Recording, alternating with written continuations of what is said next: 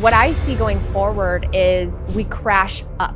Instead of a deflationary crash, we have an inflationary crash because all roads lead to the money printer. No matter what happens, they have to print to service the debt. And every single year, they have to print more just to achieve the same amount of growth or even less than. But I definitely also think that central banks will be buying Bitcoin. I think that they will be racing to accumulate as much as they can because it is the hardest, scarcest asset that you can possibly own. And I think that that will come probably in this money printer will go burr, and that will send Bitcoin up. I think it will send stocks and real estate up too, but Bitcoin's going to outperform everything.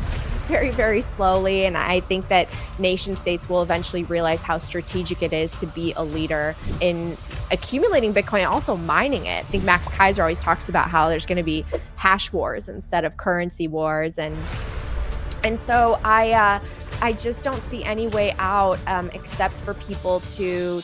Bing bong. I am back with another edition of the State of Bitcoin podcast where I'm joined by a very special guest, Natalie Brunell. Natalie, you dabble a bit in traditional media space where you've had some great arguments with the likes of Peter Schiff and others, and other gold and hard money advocates.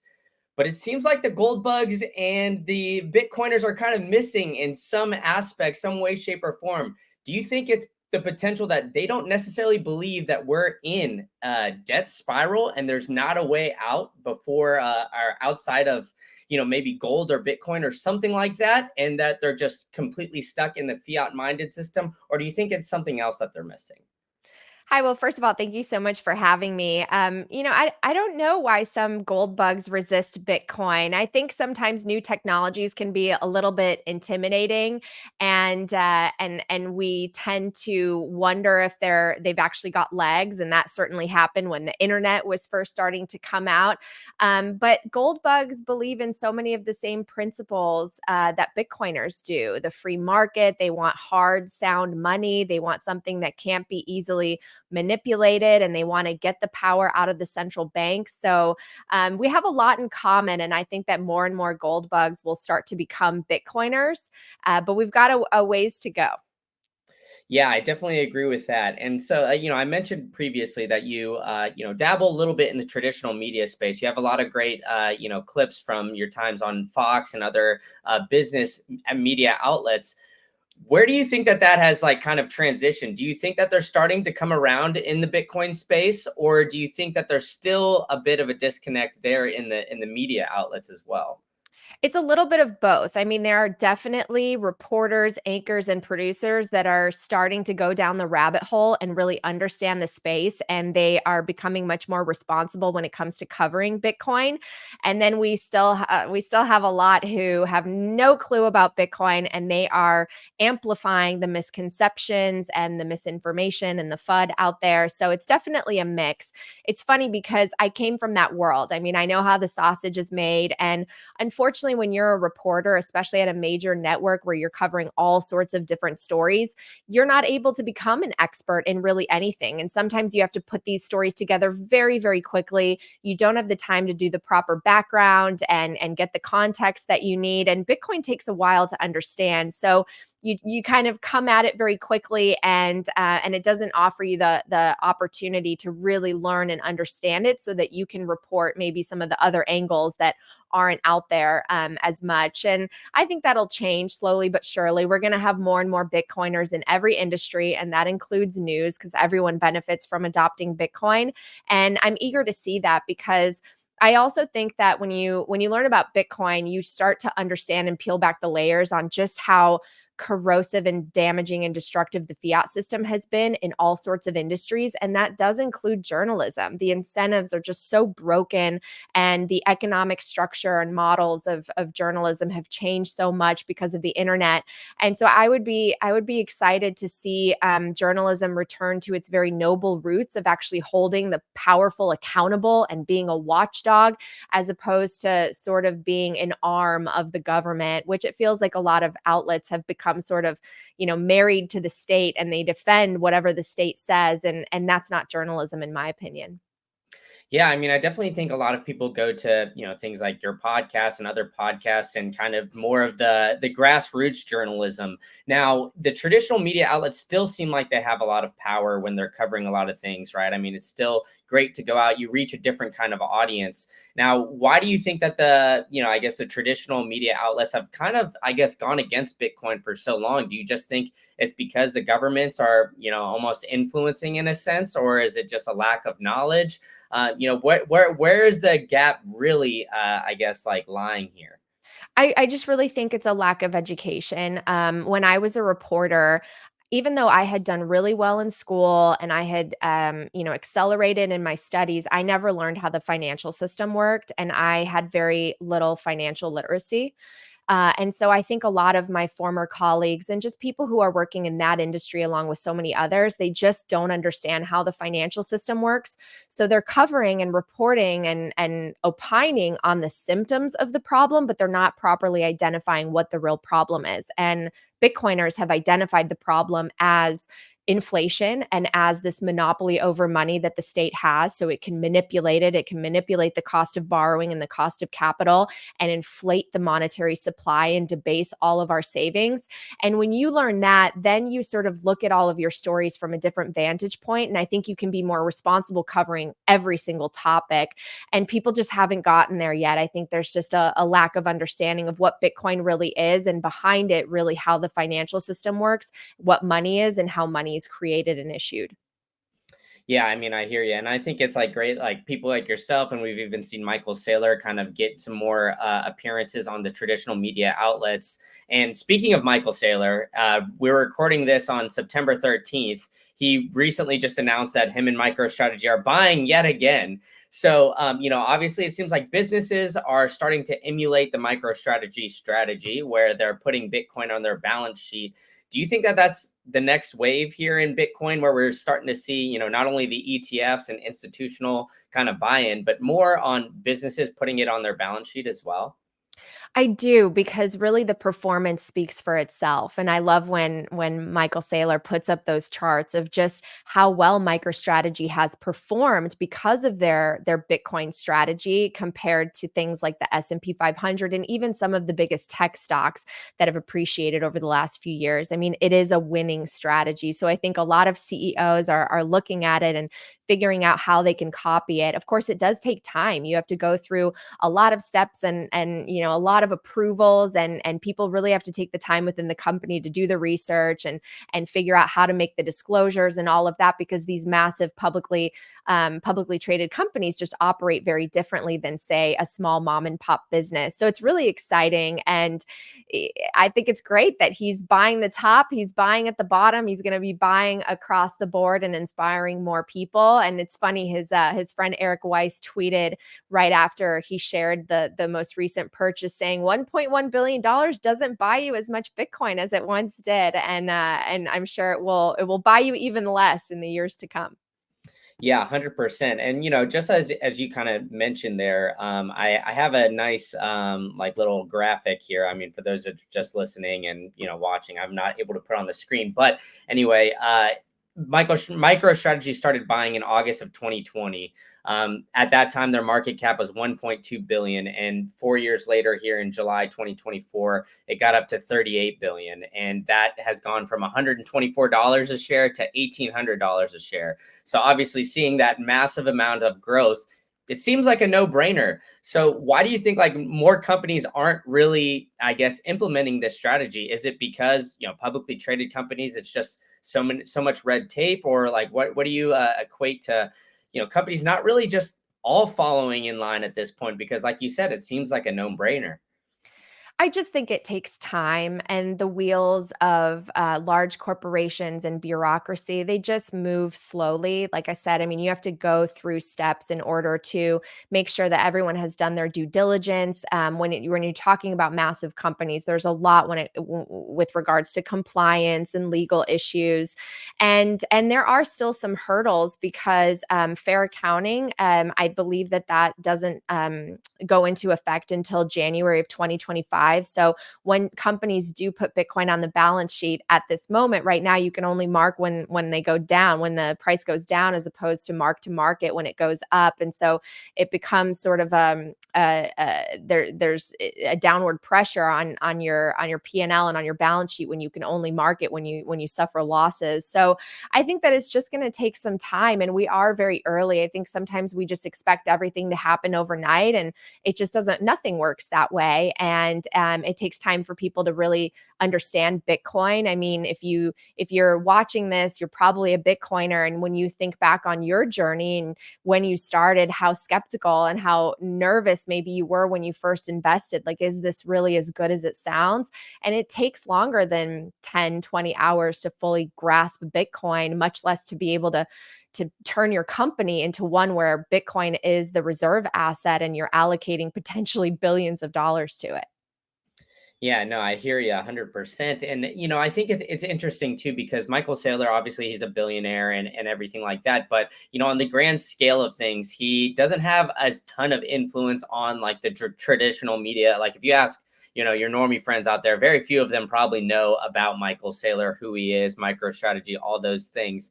But, in this cycle, we're seeing, obviously Donald Trump, RFK Jr., and a lot of people that I would call, the quote unquote influencers or more influential people start to get into this cycle.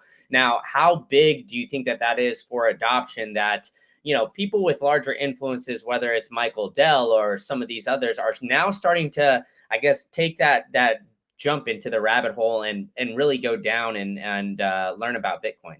Are you looking for the best way to store your seed phrase? Well, I've got it for you. It's Stampseed. They've got the #1 punch place where you can order a full-on package where they've got every single thing. They've got all the letters. You could just get it in there.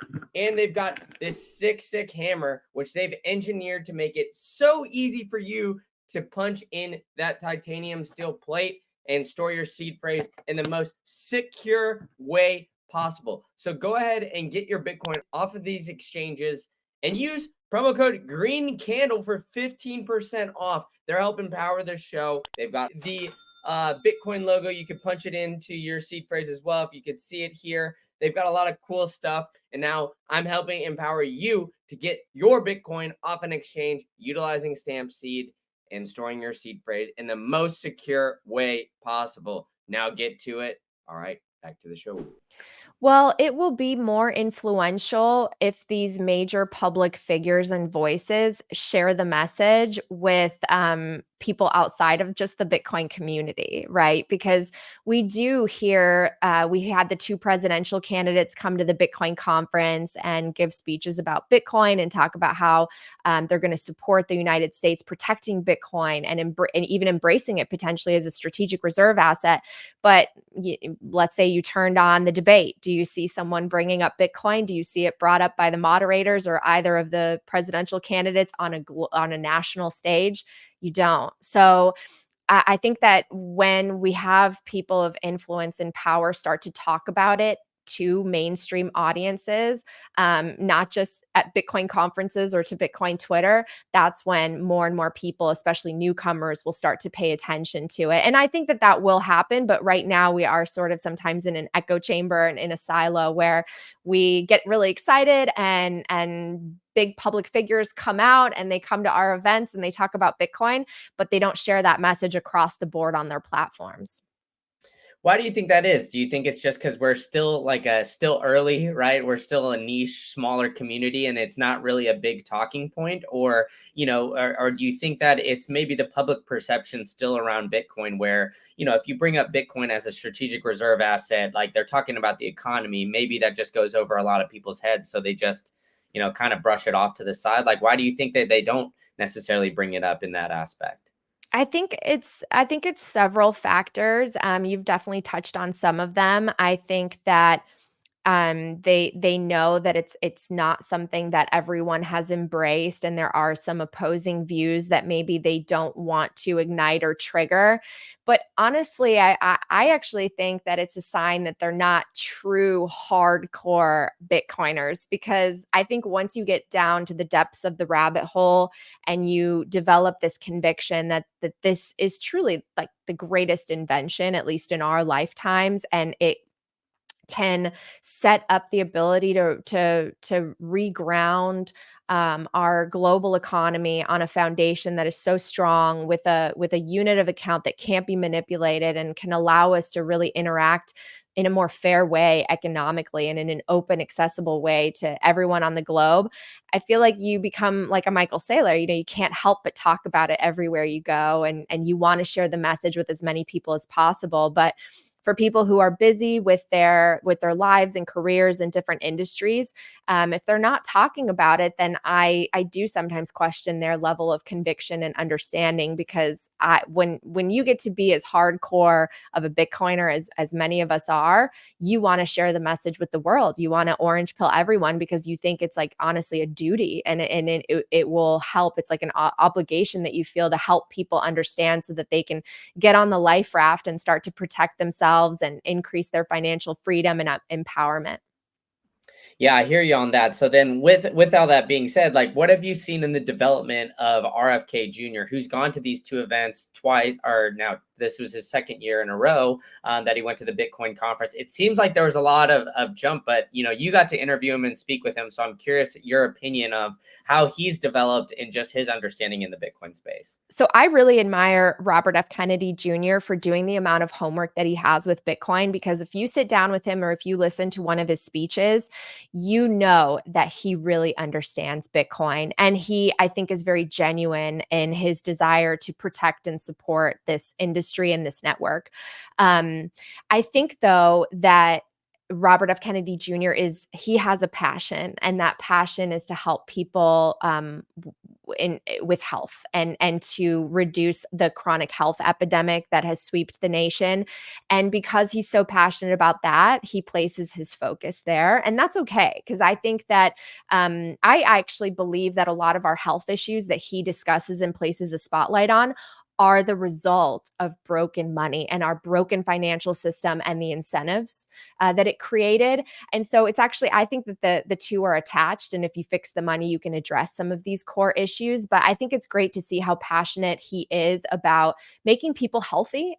He's got that new slogan, "Make America Healthy Again," and he's willing to just, he's willing to face opposition and a lot of people who are very negative toward him because they don't believe what he has to say. But yet he's really put in the homework, and I think he's really genuine. And I love his message, because I think that we do have a chronic health epidemic, and I think a lot of it stems from how awful our monetary system is and how corrupt all these companies have become. Yeah, I agree with you 100%. I really do think that they're all tied. I mean, the fiat system essentially encourages chaos at a certain Yeah. point in time, right? I mean, with, COVID, and then, with wars, it just causes excessive money printing, and then the rich get richer and everything like that. But, he just recently endorsed Donald Trump, who is also at the Bitcoin conference. So I want to get your initial opinion on, what you heard from Trump at the Bitcoin conference, and kind of the development since then. Well, I mean, again, it's really exciting. I never thought that at this point we would have multiple major presidential candidates talking about Bitcoin, coming out to Bitcoin conferences, talking about embracing Bitcoin. And President Trump, he had in his speech talking about how the DOJ is going to actually keep the Bitcoin or transfer it to the Treasury to create a U.S. strategic Bitcoin stockpile, he called it. So it was exciting. I don't think that he has done his homework quite just yet. I know he's very busy, but he hasn't really fully gone down the rabbit hole. And I know that his family has been involved in some of the altcoin endeavors. And so Bitcoiners are always shaking their heads when they see something like that. But I think he's taking the steps in the right direction. I think he understands that we do need to address our debt, and we do need to allow the Bitcoin industry to flourish and to not have so much regulatory red tape that is destructive and also based on based on rules that are very unfair compared to how the rest of the financial system works and operates. So I think it's a great step forward. But again, I mean, I would have loved to see him talk about Bitcoin during the presidential debate with Kamala Harris. I think it makes him stand out, and I think people who are passionate about Bitcoin, they see that if you want to vote for Team Orange, only one candidate has spoken positively about it when it comes to the two of them, whereas the Biden-Harris administration has been choking the industry in many ways, and that's been unfortunate. So I think it's bullish either way. I do think that every politician will eventually be a Bitcoiner. I think that we'll soon have a Bitcoiner president in the White House, but it's still very early. Yeah, no, I definitely hear you. You can tell he kind of just started to learn about Bitcoin for like Yeah. 3 months before the conference or Yeah. so. But you mentioned him like kind of and his family kind of dabbling into the altcoin space. Like, what do you make of that? Do you I guess kind of see it like maybe altcoins and Bitcoin are maybe together, or do you think that they're separate? How do you think that like everybody in the Bitcoin space should, in a sense, look at altcoins going into something like this where policies can affect one way or the other, can be beneficial to either side? How do you view that? Well, I'm Bitcoin only. It wasn't that didn't happen right away. I had to really go down a knowledge journey to understand why all the rest of the other the cryptos were different, the different tokens were so different, and why Bitcoin was so special. So for me, Trump's family getting into altcoins is just a sign that they're really early and don't fully understand what Bitcoin is. And I think that that's how most people start, right? And they dabble and they have unit bias and they just don't understand. But at the end of the day, Bitcoin is so different, and it is the one protocol that is truly decentralized. And I tend to be very wary of other tokens that have issuers and that I don't necessarily know if I can trust. I think it's more like investing in equities and companies, and I don't know what these technology platforms are going to do 5, 10, 20 years from now. I'm very wary of proof of stake as a consensus mechanism. I prefer proof of work. And so, I recommend people watch some of the videos that I've made on why Bitcoin, not crypto, and make up your own mind. Because at the end of the day, finances are such a personal decision. And I truly believe in the free market, and the free market deciding what's going to rise to the top. And I think Bitcoin has already shown that it's going to be the king of all the digital assets.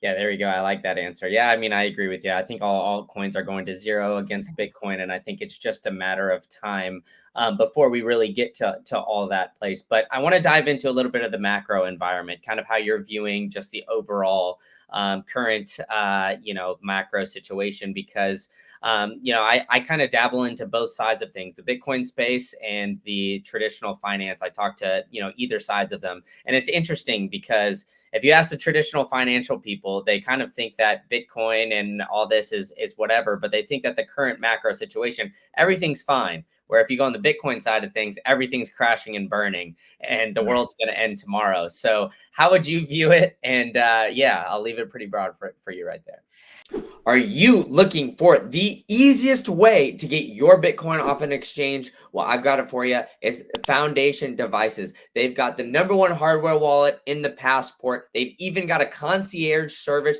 that can help you get your Bitcoin off an exchange within 1 hour private onboarding session.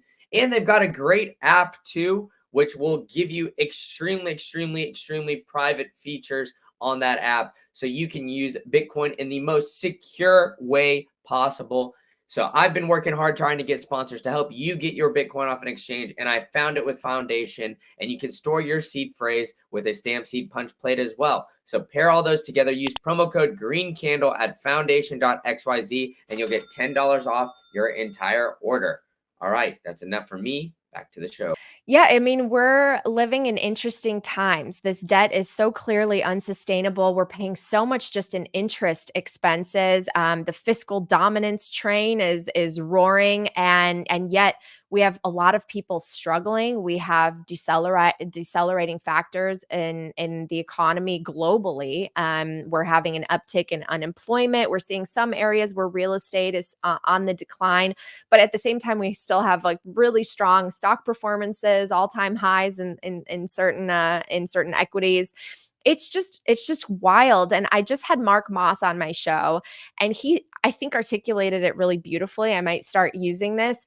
what I see going forward is we crash up. Instead of a deflationary crash, we have an inflationary crash because all roads lead to the money printer. No matter what happens, they have to print to service the debt.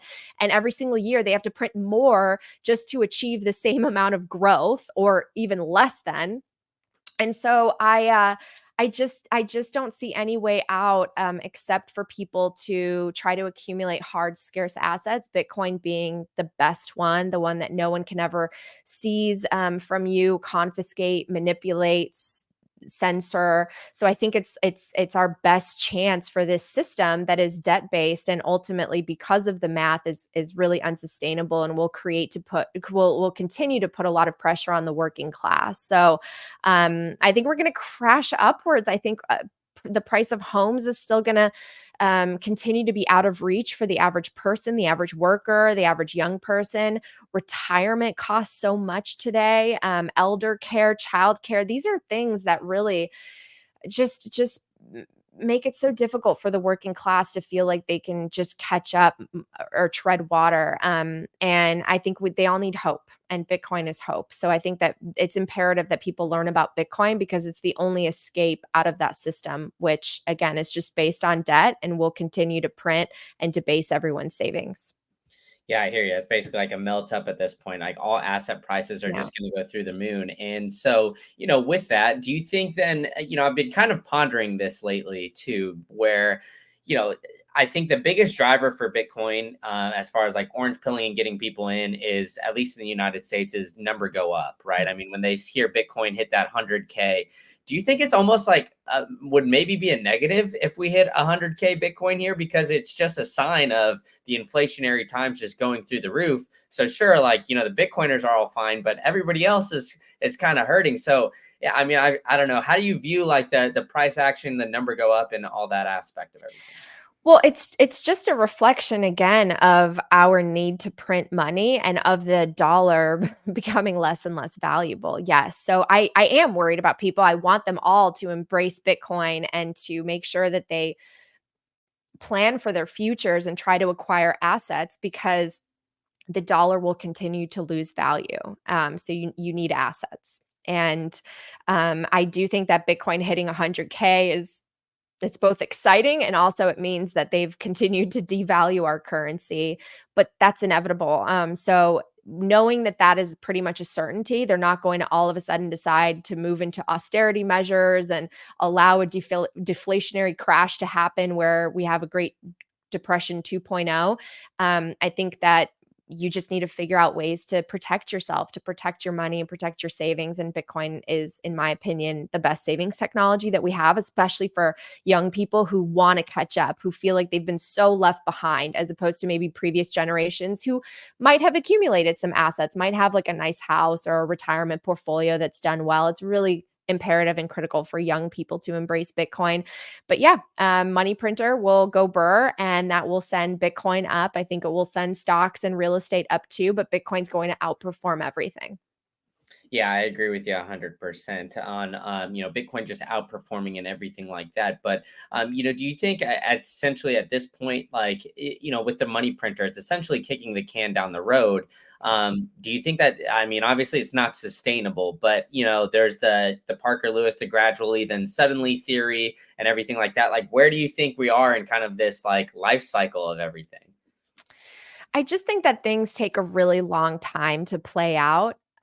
So you need to work to protect yourself, but I just don't envision a situation where we wake up tomorrow and the dollar's no longer the global reserve currency. I think that it's a death by a thousand cuts, and it's going to be very slow and painful as not only individuals start to realize that they need to protect themselves and diversify and get out of cash, but also around the globe, institutions and central banks. I believe today or this weekend, there's BRICS, the next meeting, and countries are starting to realize that they need to figure out an alternative system because we keep printing and these paper promises. It's no longer going to serve us very very much that we can just print the reserve currency when we don't really produce anything. And so the net producers of things like oil and commodities, I think they're going to benefit over the next few decades, especially as they move away from the dollar to things like gold and maybe eventually Bitcoin as well. So I just see this like global shift happening. I think that Lynn Alden articulates it really, really well. Make sure to check out her book, Broken Money. There's a chapter in it called Heavy is the Head That Wears the Crown, and it talks about our status as global reserve currency. And I agree with her that we're moving into more of a multipolar world. But the dollar still is so entrenched in the global system. Everything's priced in dollars. Most debt is denominated in dollars. And so that shift is not going to happen overnight. It's just going to slowly countries and people and companies are diversifying. But the dollar will still remain as a strong payment network, I think, for at least a decade to come, if not longer. I think a lot of currencies will collapse into the dollar, but we are sort of we're going in the opposite direction of globalism in many ways because countries need to now isolate and protect themselves a little bit more and decide what they're going to do in this more decentralized state that we're living in.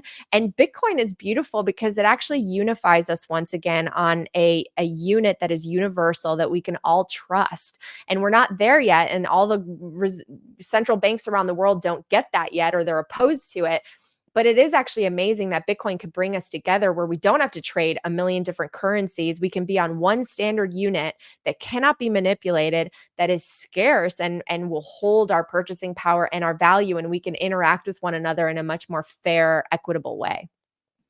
Yeah, I mean that was very well put. So yeah, I mean I think I agree with you on all of that, and I think that the way that things are going, I see basically two paths where it's either things crash and burn, and then we have to build everything up, and then there's some sort of way, or there's this slower transition that you were kind of describing there, and I agree and hope that that's the way too, Yeah. because I think if we don't get to that place, and if we crash and burn quickly, it things can get really dangerous here for everybody involved, even people who hold Bitcoin. But on the flip side of things, do you think that we're ready to have 8 billion people onboarded onto Bitcoin, or do you think that there still needs to be some sort of development, some sort of infrastructure, all that kind of aspect of things? I mean, I think that it would be great to have 8 billion people on board overnight, but there are still applications that are being made, and there are people working really hard around the world to help create tools that help onboard people. Lightning Network obviously has to grow. The Bitcoin base layer, we've already seen some of the frictions that exist when you see an increase in demand for that block space, which is also its own form of scarcity, and all of a sudden fees skyrocket, and it makes you question, like, how is this all going to work in the future? And we need these secondary layers. We need things like Lightning Network to grow. So I think if you ask technically, is it ready for 8 billion people to hop onto the network tomorrow? Probably not. But that also won't happen. I think it's going to be a slow and steady march as more people adopt. And I just think that it's because Bitcoin is so technically sound at its base layer, as people adopt, it will grow and flourish with these different innovations, and improvements when it comes to just companies allowing people to interact with Bitcoin in an easy, convenient way that doesn't feel like they have to overcome some sort of technological hurdle. That's what's so amazing about the entrepreneurs in the Bitcoin space, because even in the bear market, when it's really, really tough and there's not as much funding for these types of companies, they really work hard with a powerful mission driving them to make sure that Bitcoin is as accessible to everyone, so that you start to interact with it in a way that you don't even think about it, just like we do with our phones. And so I can't wait to see what is invented over the next 5-10 years, and what companies are created so that everyone can really use Bitcoin in a very easy way. Yeah, 100%. I definitely feel like this bear market was a little bit different, where we saw more builders get into it and everything else. But we also did see something big happen at the beginning of this year, the ETFs. So what do you make of traditional finance getting into the Bitcoin space and trying to embrace it? Are you wary of companies like BlackRock getting into it? Do you think it's one step? Like, how do you view overall just traditional finance kind of hopping on board the Bitcoin bandwagon? Well, I think everything is good for Bitcoin. I think it's a net positive. I think it's a sign that Bitcoin is beginning to assimilate and integrate with the legacy financial system. And I do believe that it's a bit of a Trojan horse that will positively influence the greater system that we're all a part of. I think it will eventually, not anytime soon, but hopefully eventually start to demonetize other asset classes that basically just saw pools of money flood there because there was nowhere else to place the money, right? Things like real estate, where you're like, why is this house that was brand new in 1970, $100,000, now it's 2 million and it's falling apart? I mean, those are the things that I hope Bitcoin sort of addresses and allows real value to come to the surface again. And the ETFs are just one vehicle. Just because a company acquires a lot of Bitcoin does not mean that they can change or influence the protocol. Most of this has been a very retail driven phenomenon. It's been very bottom up. It's been middle class to the wealthy, to the 1% and Wall Street. They came in after us, which is cool and exciting.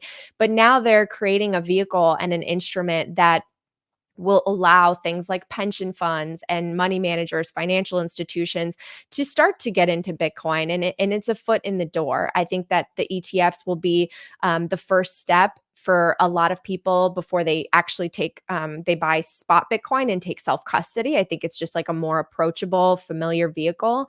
So I think that they're just great, and I think we can't expect too much too early. Again, they've already broken records when it comes to how many assets under management they've been able to pull.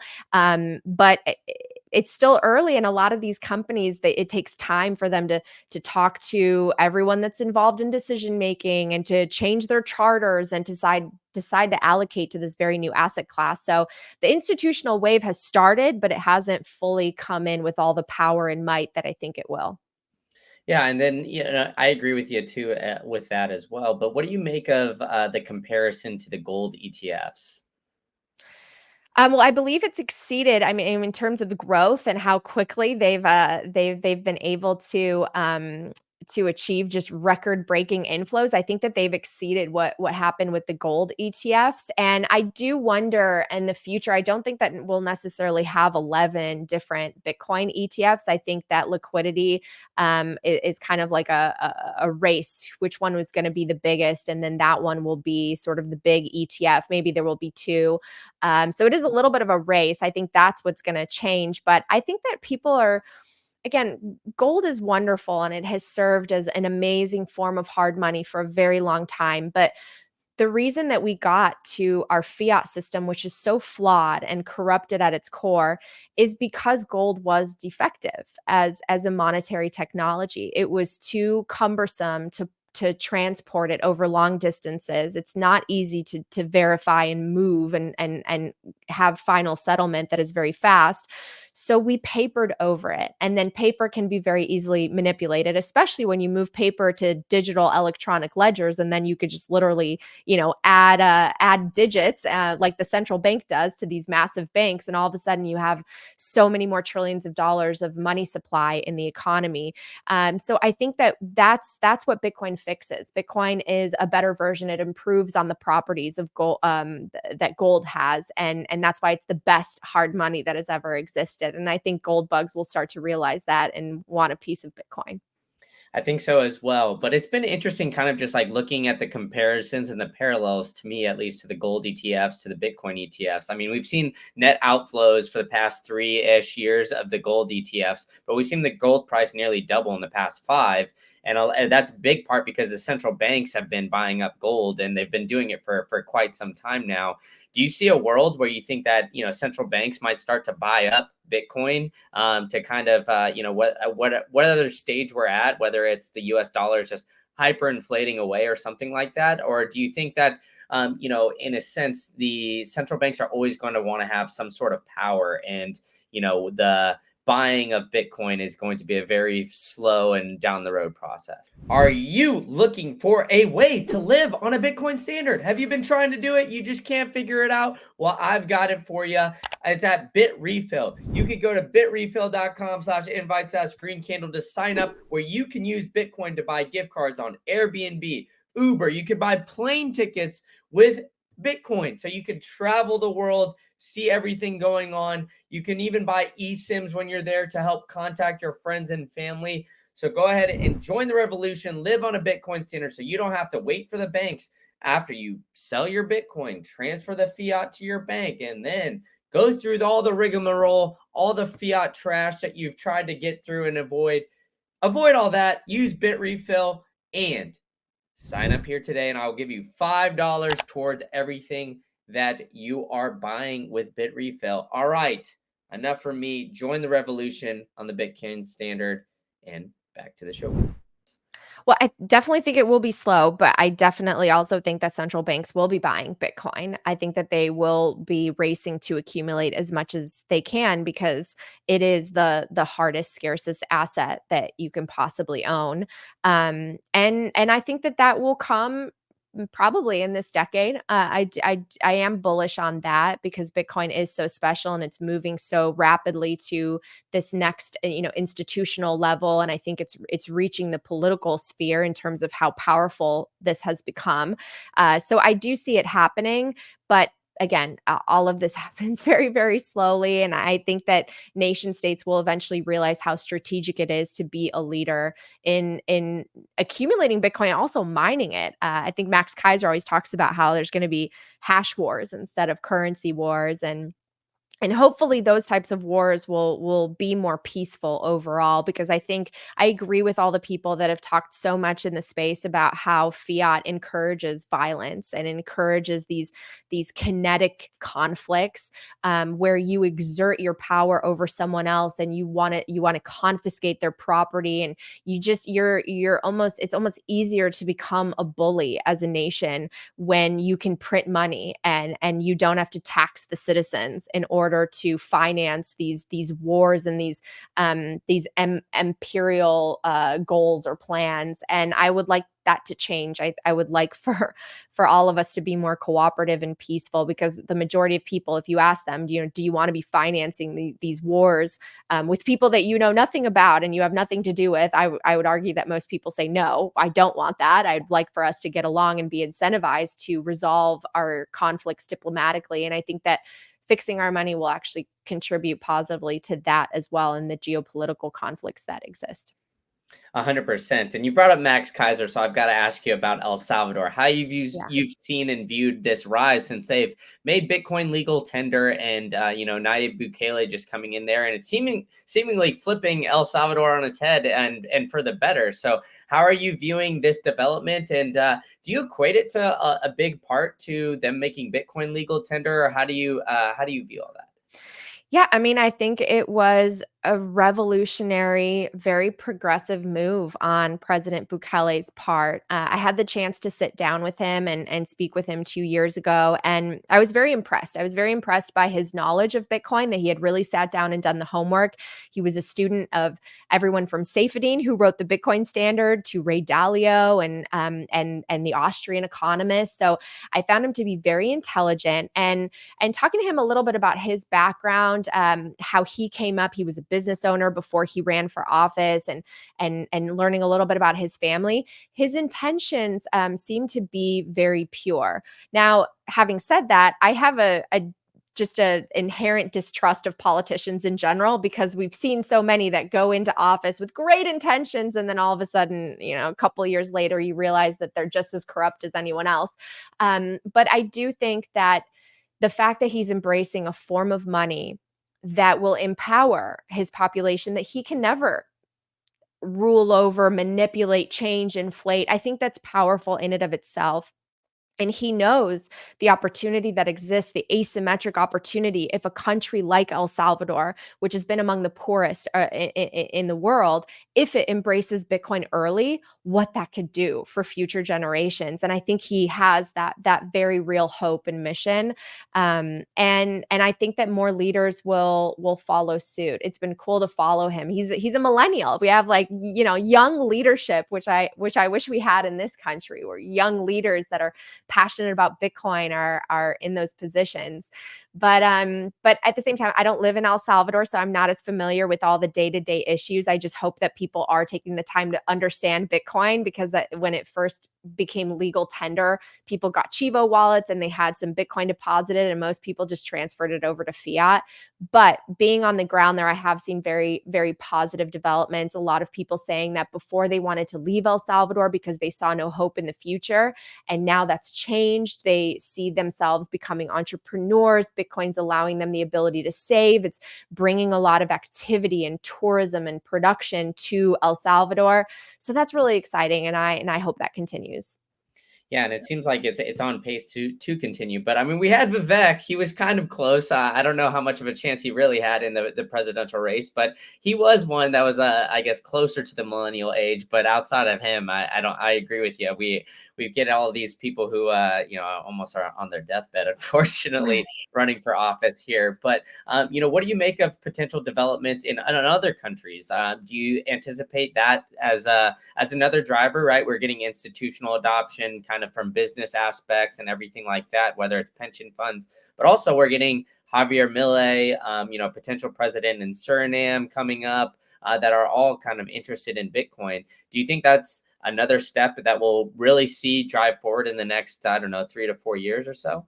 Yeah, I mean, it's been a while since El Salvador made the announcement. So I think we're due for another country that maybe we don't know. I mean, work is being done behind the scenes on the ground all over the world. And I've had the chance to meet some of the amazing people who are working to orange pill the leaders of different countries. And so I'm curious to know which country will be next. And what's great, I think what was one of the most exciting things about this last Bitcoin cycle and with this election coming up is having presidential candidates talk about the US potentially becoming one of those countries to move to create the strategic reserve, to protect self custody, to allow for us to use Bitcoin as a medium of exchange by removing the capital gains tax on a certain threshold of expenditures, which is moving its way through the potential legislature proposals. So in the coming years, I think you'll be able to spend up to maybe,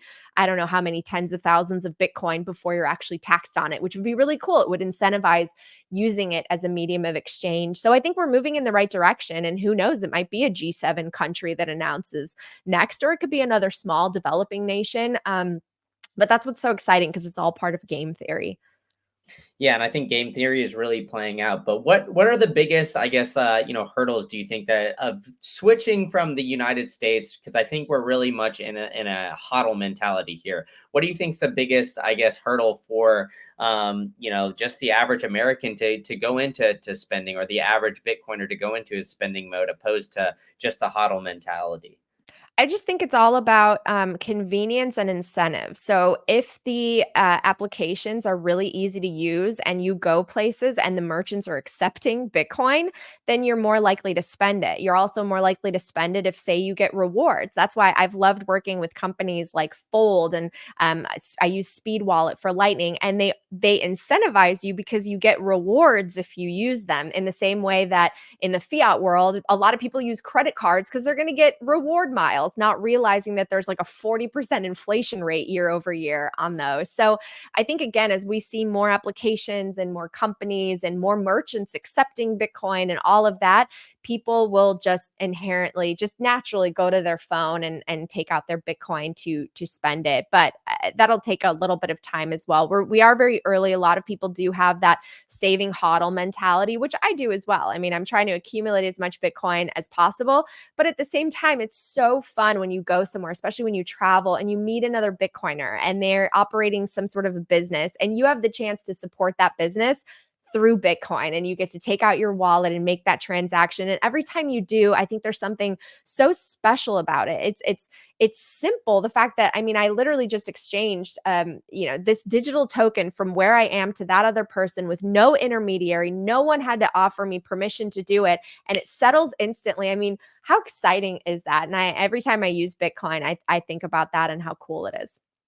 Yeah, and I think that that's amazing. Yeah, I mean that highlights a great thing too, because I feel like when you meet another Bitcoiner, you're sort of on the same wavelength Yeah. already. You already have like the same ideology. You kind of know a little bit about that person without even really knowing them too. So I think it's always great. But I do think that there's like just a huge hurdle to get over here in the U.S., even with a lot of Bitcoiners, where there's just one, like not a lot of merchants, just because of the capital gains aspect of it. So how huge do you think that bill would be if it actually gets through and gets passed, where the capital gains tax is taken away from the transacting in Bitcoin? Do you think that'll automatically just kind of make it a little bit easier, and like the hurdles that we have right now make it a little bit more difficult for merchants to accept Bitcoin? So do you think that that's the biggest hurdle, or do you think that there's something else here? Yeah, I mean, the tax rules right now make it a little bit prohibitive because technically you're supposed to keep track of every single time that you sell Bitcoin or you make a transaction, because that's technically a taxable event. So it can get very cumbersome, especially if you're spending your Bitcoin a lot because you're selling it at a certain cost basis, you bought it at another, and you have to calculate the difference. So there's not a lot of incentive if you're going to make your taxes very complicated. But I think it's inevitable that they're going to change this rule. It already is this way in other nations. And so I've had the chance to sit down with people like US Senator Cynthia Lummis, who is working to make this a threshold. And she's been speaking with people all across the world, asking the questions of like, well, what's the threshold in your country? What should the threshold be here? I know that citizens can weigh in on this. Like you can call in and say, you know what, I think the threshold should be $30,000 because of X, Y, and Z. And they're asking for input. So that's really, really exciting. And I think it's just a matter of time before that changes. I think also the SAB 121 rule is going to actually be repealed because that's what Congress wanted. And then Biden vetoed it. So I think eventually banks will custody Bitcoin on behalf of their clients, which I think will also, take down some barriers. And the FASB rules are changing and going into effect in January. So it's going to make holding Bitcoin on the balance sheet a lot more accretive to companies. So we have a lot in the coming years that's going to be a tailwind for Bitcoin, which is really exciting. Yeah, 100%. But before I let you go, one last question. What's the most exciting thing with all the things that you list out? What's the number one driver, do you think, that's going to help bring on a bunch of people into the Bitcoin standard? I really do agree with you when you said earlier, number go up. I think it's going to be so exciting, especially because many of us have waited so long this last cycle. We had an all-time high in 2021, I think it was. And then we had one this year, but it wasn't like it wasn't that much higher than the previous all-time high. So I think we're really due for a really good bull run, like some real momentum, pound through the six figures. And that will be a really exciting time. And it will also be a time of great responsibility for us Bitcoiners to help people understand, so they're not just FOMOing in with a gambling mentality, but really to really help educate them on how transformative this will be for our financial system. That's great. Well, Natalie, you've been very generous with your time. So thank you for coming on. Why don't you tell people where they could find you and what else you got going on? Yeah, thank you so much for having me. I'm really passionate about educating people about Bitcoin. I talk a lot about the space as well as macro. So you can follow me on X at Nat Brunell. My podcast is called Coin Stories. You can check it out on every podcasting and video platform. And my website's talkingbitcoin.com. So reach out. Would love to Awesome hear from stuff. you. Yep, I'll link all that in the show notes. And Natalie, thanks so much. Thank you for tuning in to the latest episode of the State of Bitcoin podcast. If you really enjoyed this one, I've got another one cooking up for you. You can click that right here and you can go to the next episode, which is an absolute banger, where I'm bringing you only the latest and greatest guests.